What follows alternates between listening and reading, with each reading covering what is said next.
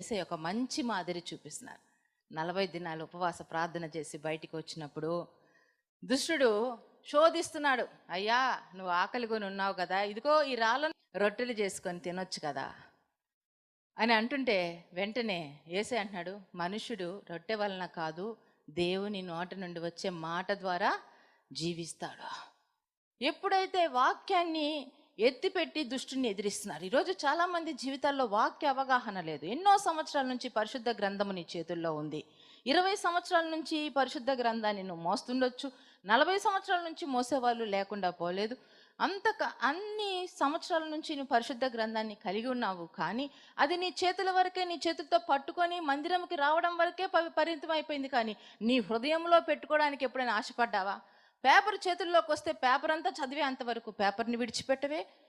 Weekly magazines ఏమన్నా వస్తే మొత్తం చదివిన దాకా నువ్వు లోక వార్తల మీద ఇంత ఇంట్రెస్ట్ చూపిస్తున్నా నీవు నీ బ్రతుకులో నువ్వు చనిపోయిన తర్వాత పరలోక వారసురాలుగా జీవించాలంటే ఇహమందు పరిశుద్ధ గ్రంథాన్ని ధ్యానించాలి, అందుని బట్టి మనం జీవించాలనే జ్ఞానం లేకపోవడం వల్ల ఈరోజు దుష్టుడు అనేక రీతిలుగానే జీవితానికి ఒక మార్గం కనబడకుండా చీకటి చేసేసి ఎటు వెళ్ళాలో తెలియక ఎటు తోచని స్థితిలో ఆత్మహత్య చేసుకుందాం, ఈ జీవితంలో నేను ఇంకా పడలేను, ఈ జీవితంలో నేను నలిగిపోయి ఉన్నాను అంటే నీ ముందు ఒక మార్గము కూడా కనపడడం లేదు.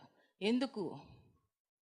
వెలుగు మార్గమును నువ్వు తెలుసుకోలేదు కాబట్టి చీకటి నిన్ను కమ్మివేసింది. వాక్యము నీ హృదయంలో లేదు కాబట్టి ఎన్నో సంవత్సరాల నుంచి ఇంట్లో బైబిల్ ఉంది, ఎన్నో సంవత్సరం నుంచి చేతుల్లో బైబిల్ ఉంది. కానీ ఆ బైబిల్ చేతుల వరకే పరిమితం అయిపోయిందా? హృదయంలో లేదా? హృదయంలో పెట్టుకోవాలా. హృదయం అనే పలక మీద వాక్యాన్ని రాసుకోమని చెప్తున్నాడు దేవుడు. ఎందుకు అనంటే మనం నిత్య జీవానికి వారసులం అవ్వాలి.